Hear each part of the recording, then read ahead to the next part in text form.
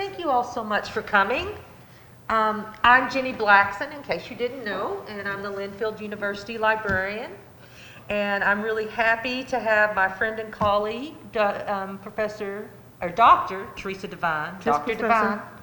She's a professor of law and justice at Central Washington University, and she is the founder of the Ellensburg Bail Fund. And we're going to be reading tonight from the book Criminalization of Activism, Historic Perspectives and Future Perspectives, and our contribution to that work, Resistance to Survive, the Criminalization of the Black Lives Matter movement. Yeah. And we're going to do some reading, and then we can do question and answer. So I think I'll start with the introduction. And it's a little snarky, but it's just a little bit of a comparison to where Black folks were and where we are now. So it begins with, in the 21st century, there is no longer legal segregation or sundown towns in the United States. Unlike in the past, Black people may do as they please. There are no Black sections where people sit on a train or plane or bus. Upward mobility is possible, and Black people can be prosperous. Black people are the racial group still facing the largest numbers of poverty, but the poverty rate of 18% in 2019 is the lowest since 1959. The Black middle class is real. Black people do not feel the fear of physical violence from all white people they come across anymore. The original Voters' Rights Act was passed 55 years ago and has strengthened our democracy. Following the election of Barack Obama, many Black children believe they too can be the president of the United States. Yet, regardless of the education or economic status, Black people still face the threat of death whenever they interact with the police. This threat is ever present and requires the talk that teaches Black children how they should behave to protect themselves from white society's violence. The talk is the conversation Black folks must have with their children and is also needed to inform Black children how to behave in an encounter with the police.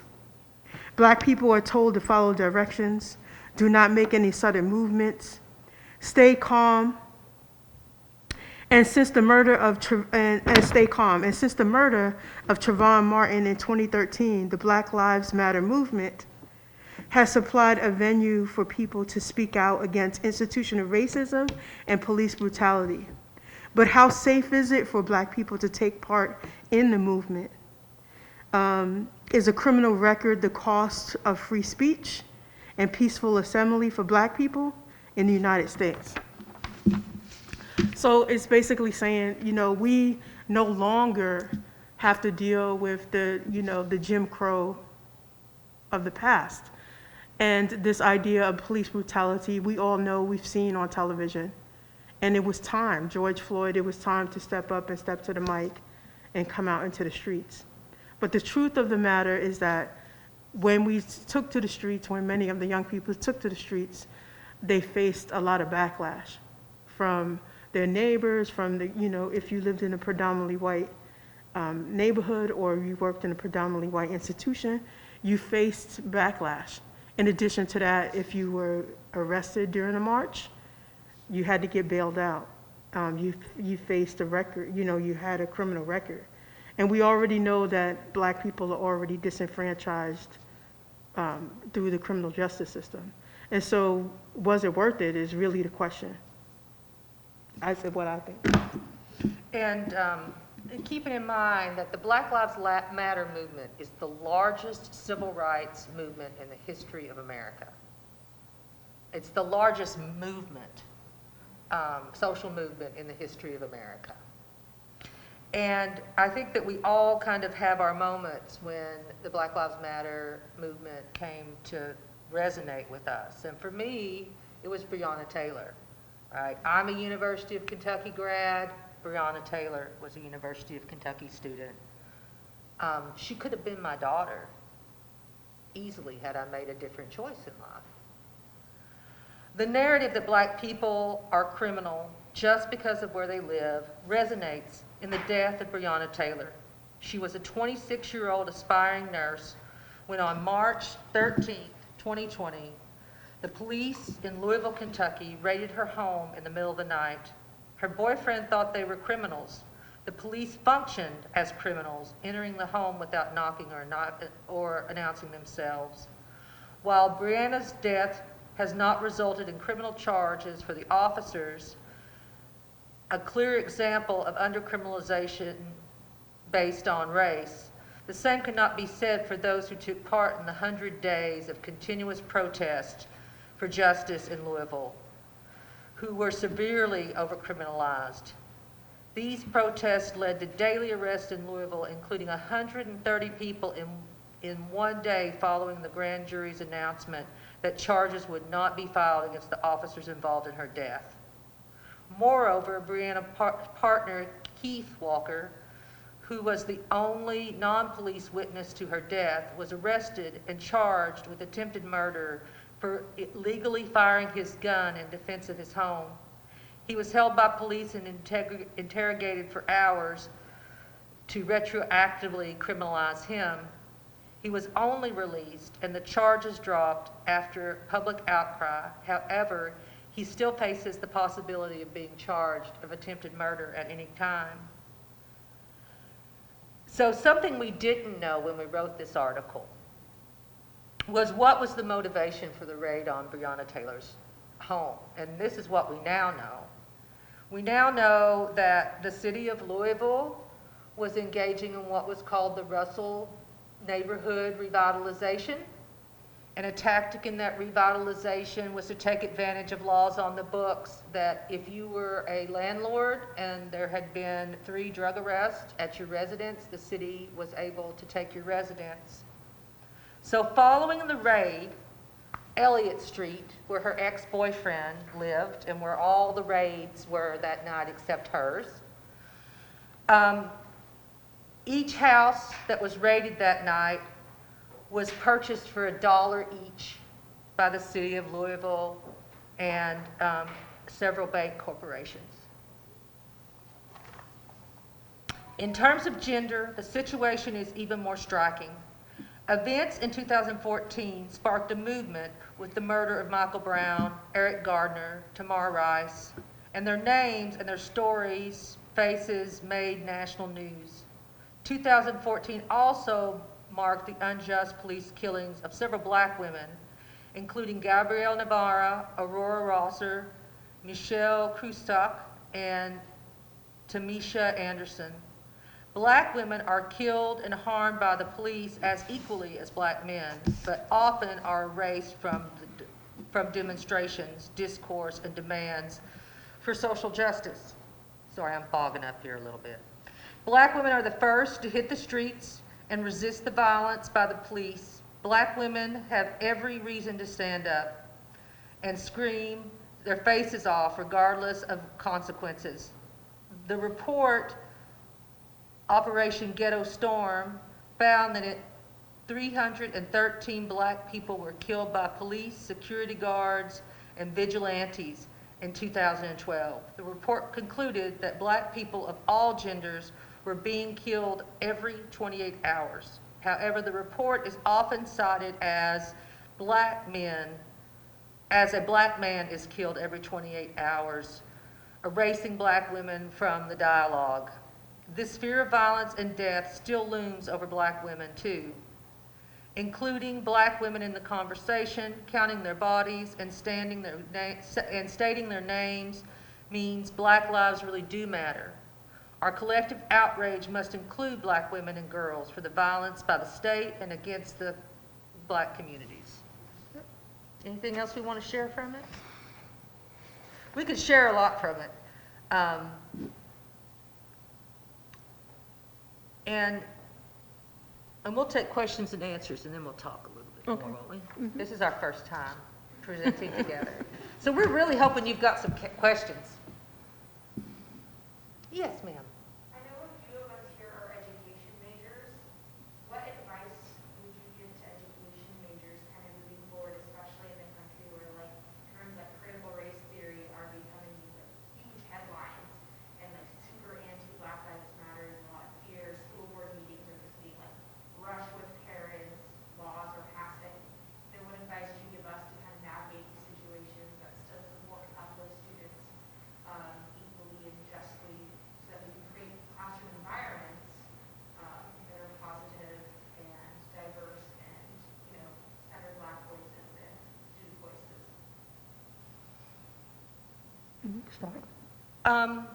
Well, the first thing is that nobody's teaching critical race theory in middle school. You know, and when my mother, who's a teacher, asked me what I thought about critical race theory, I was like, I am all for it because I cannot do postmodernism. I've tried and tried. But one of the things is you want to lead by example, and even in homogeneous classrooms, you can still show the beautiful diversity of humans. So you got to make sure that you're having kids read books that reflect all characters, all characteristics. You want to make sure that the books that you have about non-Anglos are not all issue books. You know, they're not all books of somebody going to prison or somebody getting kidnapped or some, you know, that you want to show children living in the world. And one of my favorite books out right now is Black Boy Joy, which is a picture book. And Teresa and I have written we have a writing group that we're part of, the band. So we did 2 articles on addressing the impact of mass incarceration with children through literature. All right, so we looked at the first article looked at picture books, and the second article looked at chapter books. So what is in your classroom? And really, what you want to look at is social emotional classroom, which I know now that's under fire. But really, and it used to really bug me when I taught children's literature, because you get at the book that's used at most campuses, and the last chapter is about diversity in books. And what you want to look at is that when you're doing a poetry section, you need to make sure that there's a wide range of poets in their experience. You should not just celebrate women during Women's History Month, and you should not just celebrate African Americans during Black History Month, but really modeling it. And I don't know if you've ever seen the documentary Blue Eye, Brown Eye, and it's about a teacher who moved from inner city DC to this town in Iowa where everybody was Caucasian. And so to teach them about racism, she divided the class into blue eye and brown eye and did these experiments of like one day the blue-eyed kids got all the privilege and the next day, and then they went back 30 years later and interviewed all those people. And they were like, it was the most life-changing thing that happened to me. So really thinking about checking your own privilege and checking your own bias, and we all have it. There are stories that we have told as a country for many years to justify our injustice towards other people. And those stories are part of our psyche, whether we realize them or not. So really, really checking your own bias and and interrupting, right? When racism and bullying are going on in your classroom, there's this belief that kids work it out. You gotta step in right there and say, we don't talk like that to one another. But really making sure, and as a teacher, you may have to make a lot of your materials. When my husband was a special education teacher, because of the lack of diversity in the readings for his students, we made books. We took G.I. Joes and Barbies and paper dolls, and we made books for his students that reflected them. So you want to make sure your students see themselves always, but then also, and you know, all critical race theory says is that we have a long history of racism in this country, and that we should consider that when we look at things. One thing to touch on that is like the history is what complicates the future solution. And that's why I think that's important, because you look at where we're at and it's like, well, what do we do? What can we do? And that's complicated because of the history. You can't go back and undo the history to make everything right.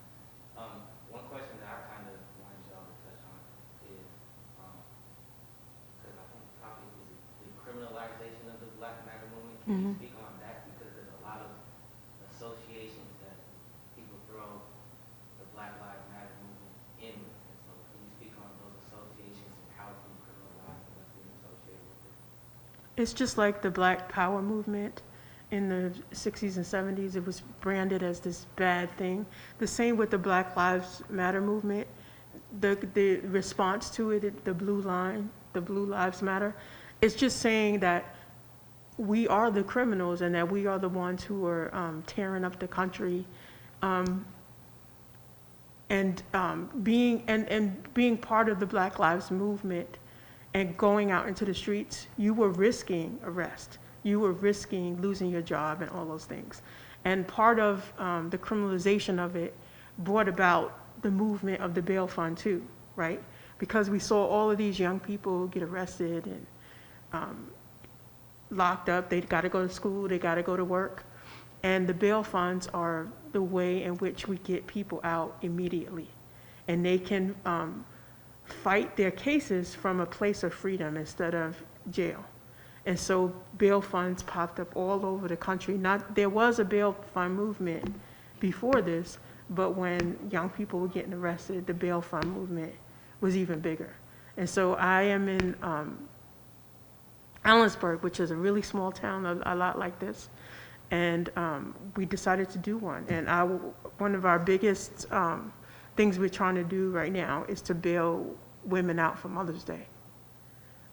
Because not only can you lose your job and your place, your seat in school, you can lose your housing, you can lose your children just being arrested. And so I think there is this criminalization where the larger community believes that we are committing crimes by asking to survive, right? By asking in initial contact, I want to survive. I don't want to die today. And it has to stop. And the saddest part is that George Floyd's situation, we all watched it, it was painful, but it doesn't always show up like that. That was blatant, that was murder, but it doesn't always show up like that. And so for communities of color, it's like, what are we gonna do? And these young people took to the streets for Breonna Taylor for almost 300 days. And so something's gotta give. And a lot of them lost a lot. You know, they lost a lot. Some of them lost their lives during the Breonna Taylor protests. And you know, you lose your income, all of those things. And then, you know, one of the interesting cases out of Aurora, Colorado, is that a group of protesters threw red paint on one of the police signs, and they used a gang statute. And those folks are facing life in prison for breaking a window and throwing red paint. It was, and the arrest, right? Because one of the things that I don't know if you've noticed about Black Lives Matter protest is that the majority of people there are white. But you see, like in Atlanta, you know, something like 82% of the people that were there were white, but all the arrests were black people, right? And usually young black people. And in Louisville in particular, they used some pretty heavy tactics, because what they would do is before the curfew, they would start driving the protesters, where they couldn't escape. And if it had not been for churches downtown, there were several churches downtown who gave sanctuary. But I mean, they encircled them so that when curfew hit, they couldn't get out. And that was a lot of arrests. And then in Minneapolis, you know, there were 1,000 people arrested in one day, all charged with criminal charges.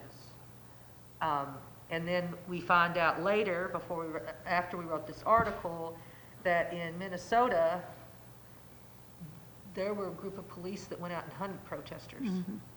And they had their body cameras on, driving around in this van, finding people walking home from the protest and shooting them with rubber bullets and laughing about it on their body cams. And that really speaks to the culture. I mean, I have not ever committed a criminal act that I know of, but if I was going to do a criminal act, I sure would not videotape it. And they felt so empowered as a police department. And then the Breonna Taylor case, you know, that would have been chalked up had the chief of police of Jefferson County not gone on TV and talked about what a criminal and drug dealer she was. And the women in her family were just not going to take that. We also know that Glover, who was her ex-boyfriend, had already been arrested at least a half an hour before they raided her house. And that they went to him he says that when he was in custody, they came to him and offered to let him out and drop all the charges if he would say that Breonna was holding drugs for him. And he said, I can't do that because that's a lie and I can't do that to her mother. You know, so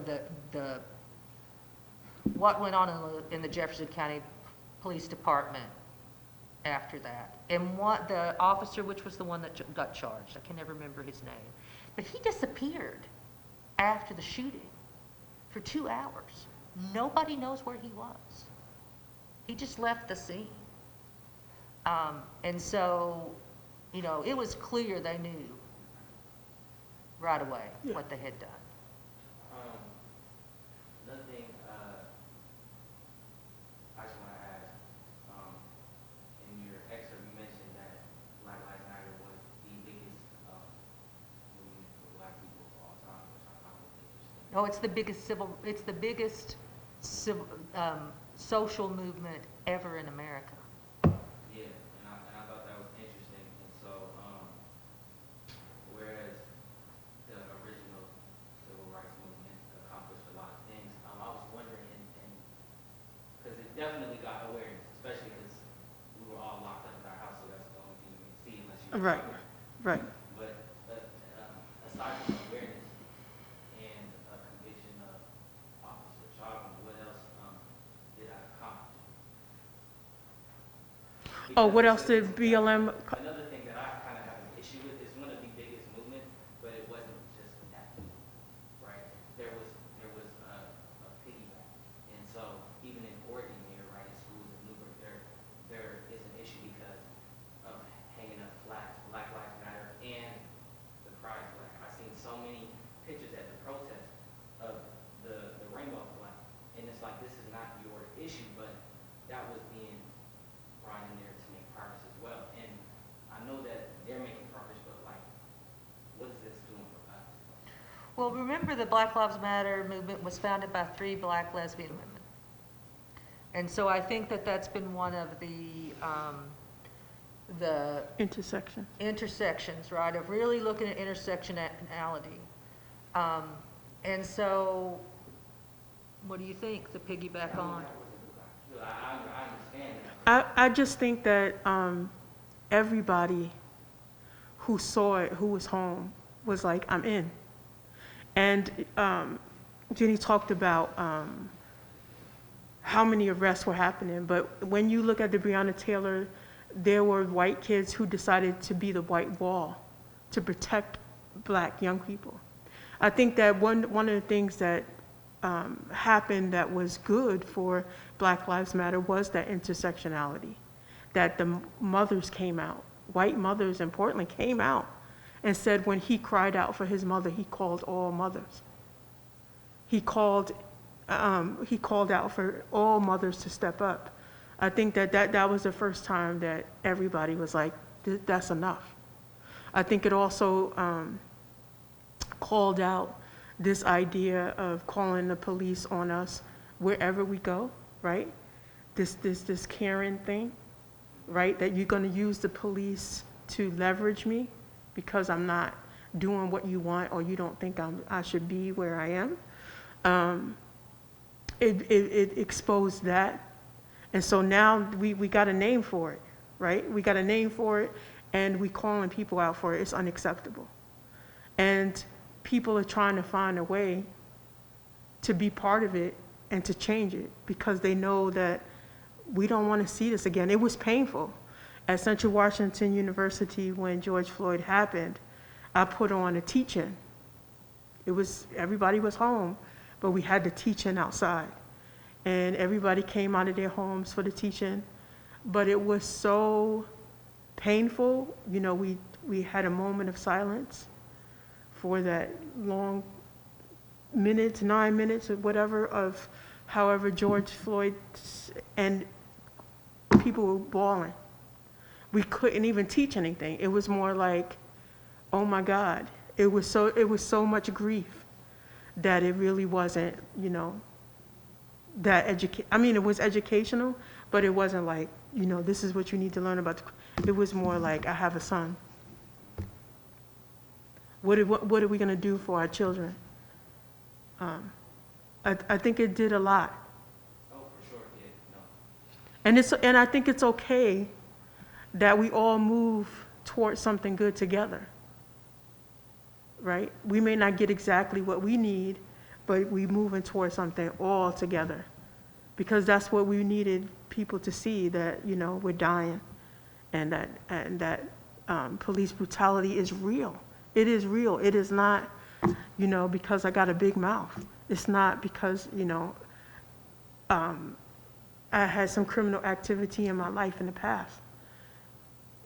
I should be able to survive and go to court. So I think it helped everybody, in my opinion. And, well, I mean, not to mention, like, all of the, I mean, at least here in Washington, all the decriminalization of low-level crimes and stuff, like, they've stopped locking people up for minor things, and that's become more lenient. So definitely, in terms of that, it's helped for sure, and I think that's across the country as well. And hopefully it'll change because people are watching. And then, you know, I can just talk about my family's experience. It really opened eyes for a lot of people. And so there was a movement in Central Appalachia called No Hate in My Holler, and in support of the Black Lives Matter movement. And my first cousin put on, or helped organize, No Hate in Our Holler demonstration. They marched from the courthouse to the police station and back.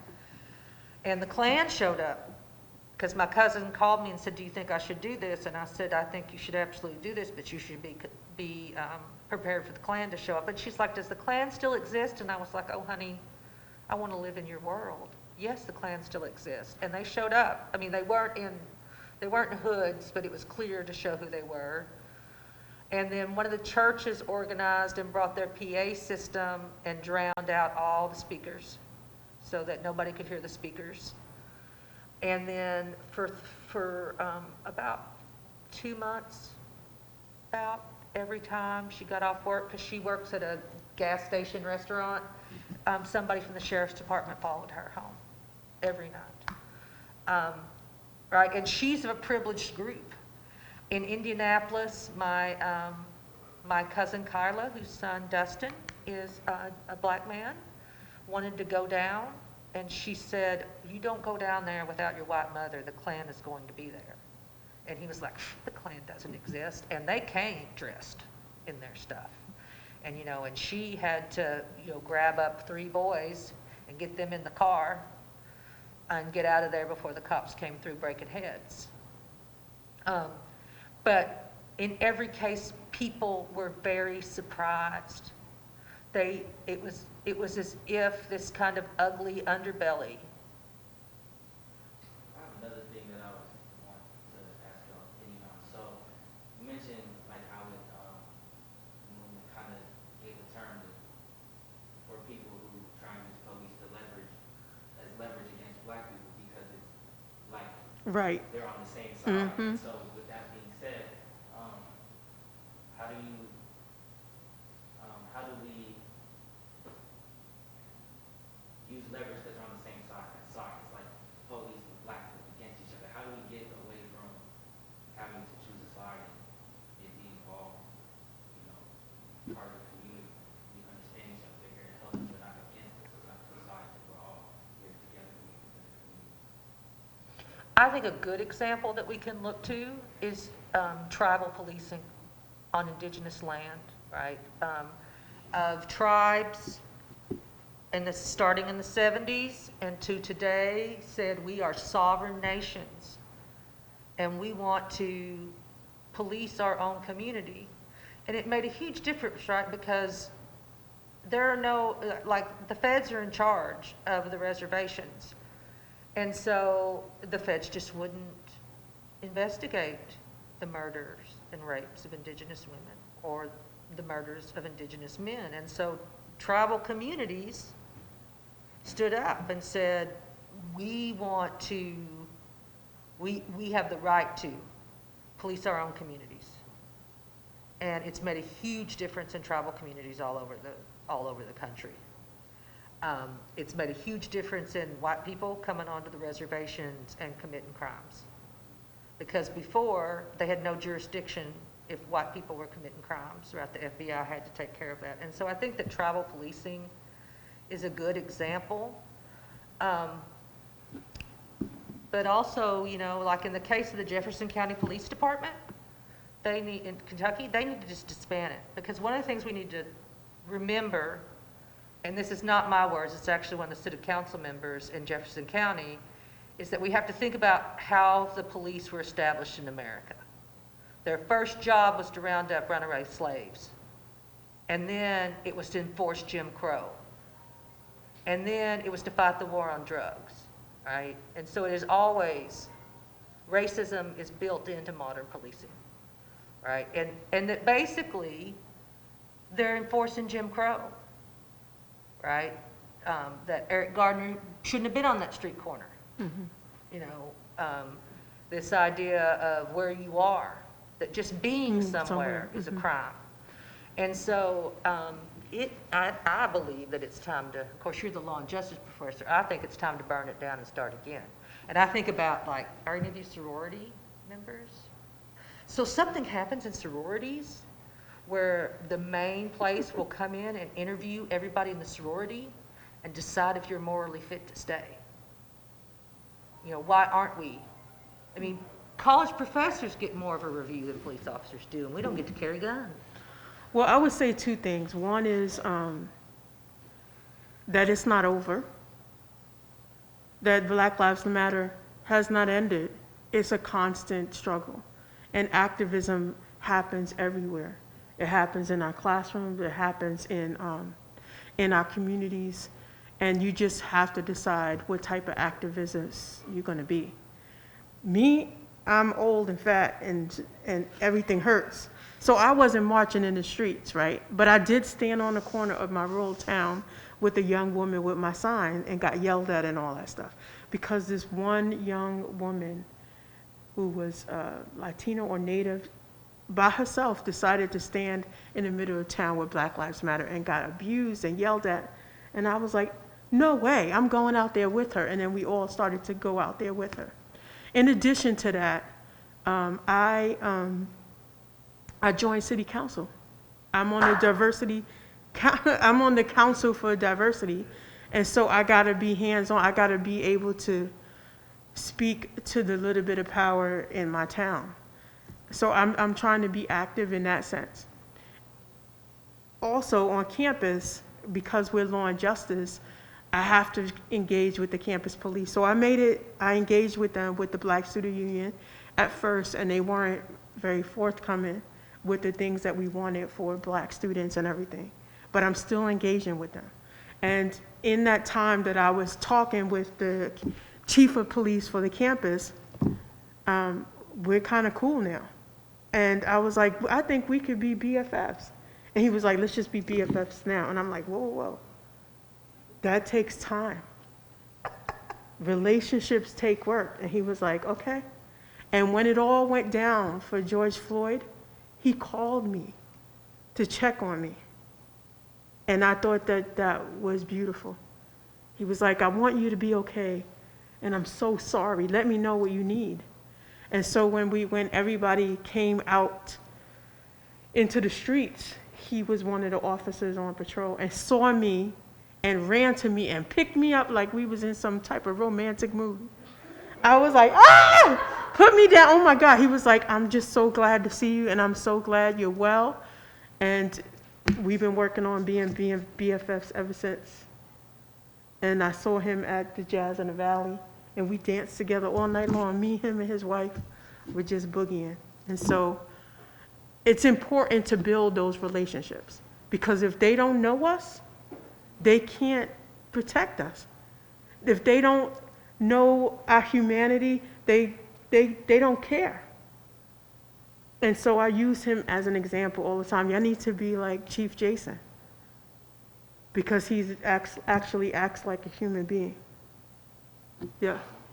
One of the things we spoke on relationships, community, Yes. and even in the Black Lives Matter protest, everyone, people coming together. I would think then that would mean, and you also spoke on police not policing in their community, so they're not familiar with it. So relationship, community coming together. I think back to like, I don't know about y'all, if y'all ever seen like a video of like police officers playing basketball. Yes. But, and you also said relationships take time. You have to build trust in the community. Do you think there's ways that we can do that with police and these communities, that police could meet those events? Because Absolutely. I think we should. Yeah. I think police officers need to live in the communities in which they patrol too because they don't know our language. They don't know that we loud because that's how we are. They don't know that, we love music and it's loud because we having a good time. If they knew us, they wouldn't want to escalate situations. They would be like, look, Jason, stop. Kevin, what's going on? and so, But I think that we work from a military standpoint now. It's like war. We got to go into these communities with, yeah, I think that's where the change needs to happen. and so could we provide opportunities for police to do that? 'Cause like you said, when you use your campus officers, that's an individual, Right. making that choice to go do that, to get that experience, to build that relationship, to understand. Do you think that's something that we should make, not just the individual decision, but like maybe a requirement for police to understand the community? I think that's a great recommendation. And I'd host coffee with the cops anytime, which is something we did in the library at Central. Heard of that? Is we did at our cafe, we did coffee with the cops. And we're gonna wrap up here. We're gonna end with the video. Thank you all so much. And one of the things I want to say is you have to use your power. All right, we need to stop thinking about this power over and start looking at the power too. And so we as Caucasian people have a responsibility, right, to stand up and speak up because racism is dangerous for us all. Yeah. And I tell this story of, I was at Central, was severely sexually harassed. And when I went and told my dean, the first thing my dean said is, this isn't going to happen to you again, but I want you to go on home. And there was a faculty meeting that day.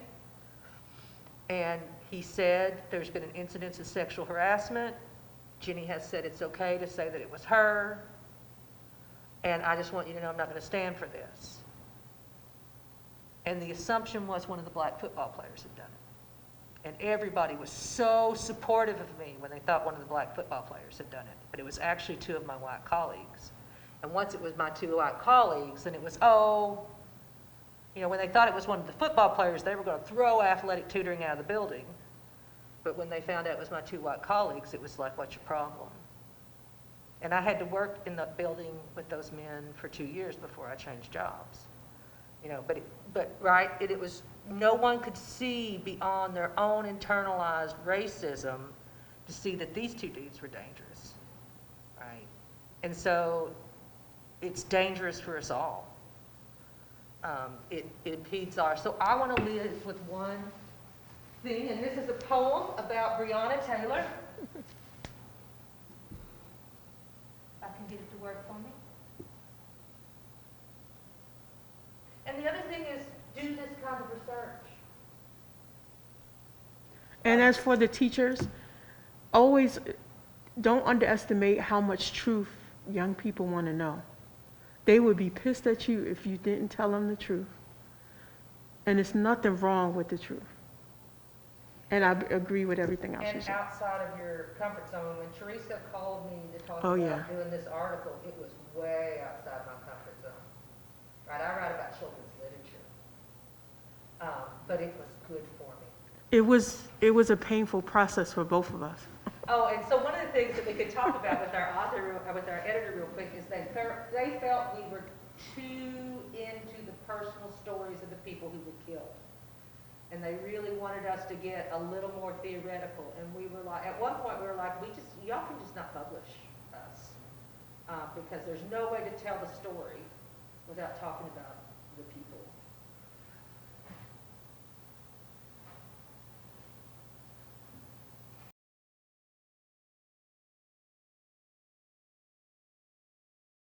We want to really thank you all for coming out tonight. I know this is a hard topic, but it's such an important topic. And Teresa, and I appreciate it. You were going to say something? Oh. Thank you. And a copy of our book is in the library. It's kind of expensive, so I suggest checking it out. They gave us a free copy, but it's expensive. Thank you all. Thank you. Good job, Ginny. Good job, Teresa. And so, you should also know Teresa and I and the band are working on a project right now called Making Black Lives Matter, and we're doing reviews of children's picture books, biographies of African Americans, and we're just having a hoot doing that. And the Aretha Franklin one was awesome. Yes.